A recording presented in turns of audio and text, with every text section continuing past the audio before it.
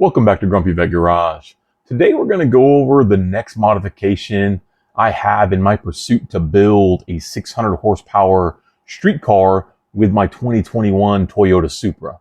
We have a Wagner tuning intake manifold / intercooler with the matching fuel rail to hopefully install port injection on the car in the future.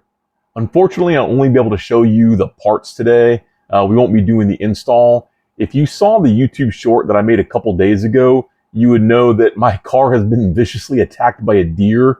You can kind of see it doesn't look like it normally does. It's actually up on jack stands right now. The link to that video will be in the description.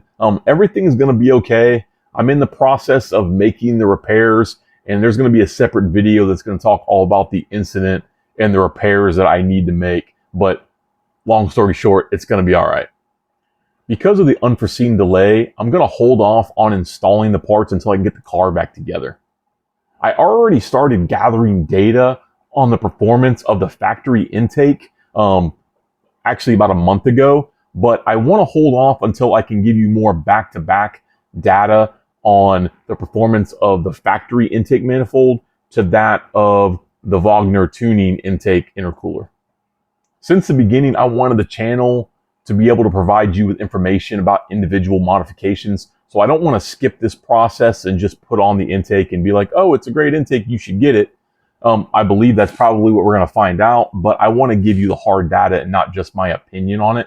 So the data that I was gathering had ambient temperatures of 75 degrees here in South Carolina, and that's not currently the conditions we're seeing right now. So I want to be able to give you back-to-back how does the factory manifold behave in 95 plus degree ambient temperatures, and then put on the Wagner tuning intake intercooler and then be able to show that performance in similar conditions. So with all that being said, let's go ahead and look and see what I got from Wagner tuning. So I have everything laid out that comes in the box. The box is well designed and the packaging inside of it is very good. So you have no fear that the manifold's going to get damaged in transit. Germans did a good job with that. Coming over here to the accessories that come in the box. So, of course, the O-rings to seal the individual runners. You get a bag for hardware. This is hardware for the fuel rail, which is an accessory you have to buy separate. Comes with some stickers. Comes with instructions. The instructions you can also download from their website, and I would encourage you to do that so you can kind of zoom in because the pictures in the pamphlet are actually kind of small. Bracket kit for mounting, and then also mounting various accessories that are already on the car, like wiring harnesses and that kind of stuff. This is what this bracket's for. And then bag of clamps, and then some other plastic clamps for holding the hoses. The hoses are very nice. Come with machined ends here to go into the factory hose quick disconnects.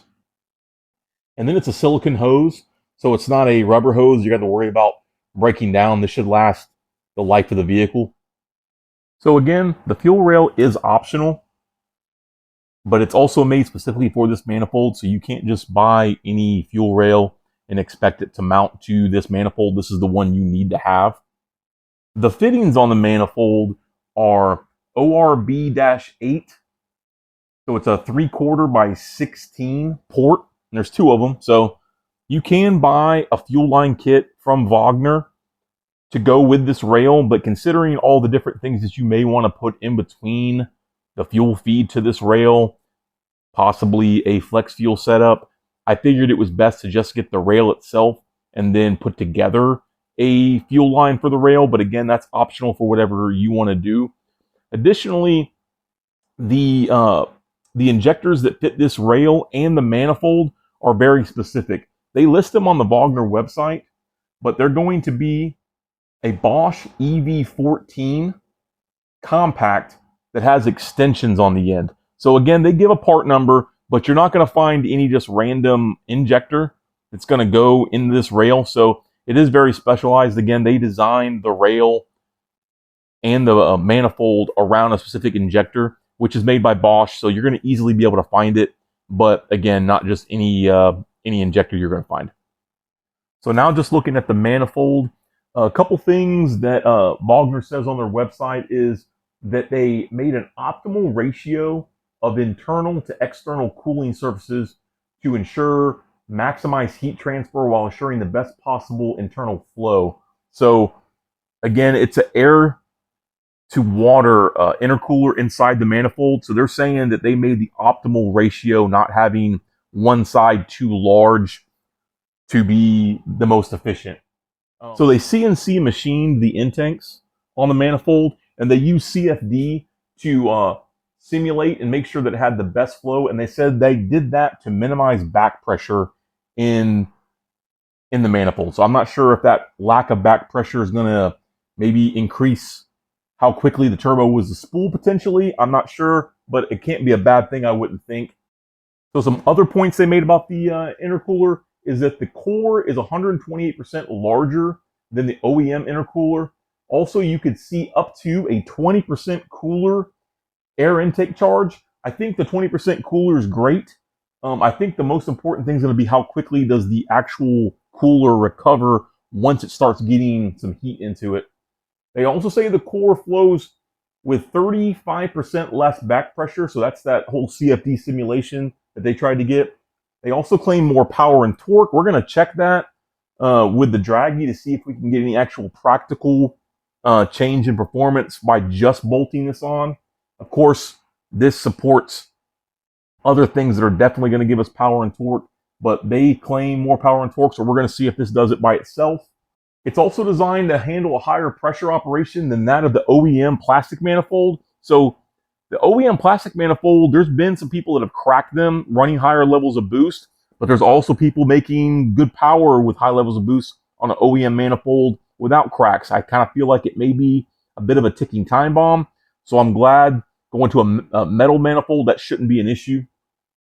Besides having the actual fuel injector ports right here, which, by the way, they're capped from the from Wagner. When you want to install fuel injectors, you're just going to take the center out. This brass cup here is installed by Wagner, and that's for the sealing surface of the injector. So don't unscrew this out. Unscrew the plug that's inside the actual cup. But it also comes with 6 1/16 NPT ports, and that's for running.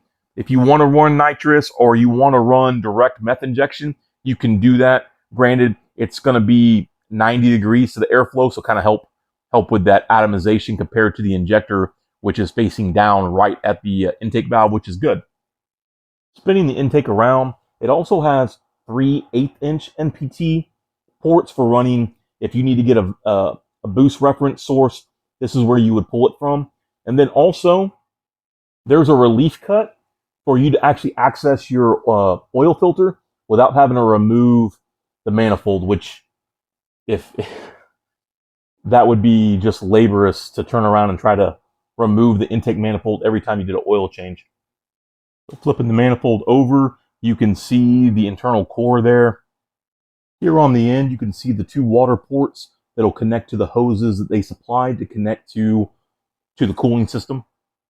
All of the OEM style ports for vacuum reference and for sensors are there.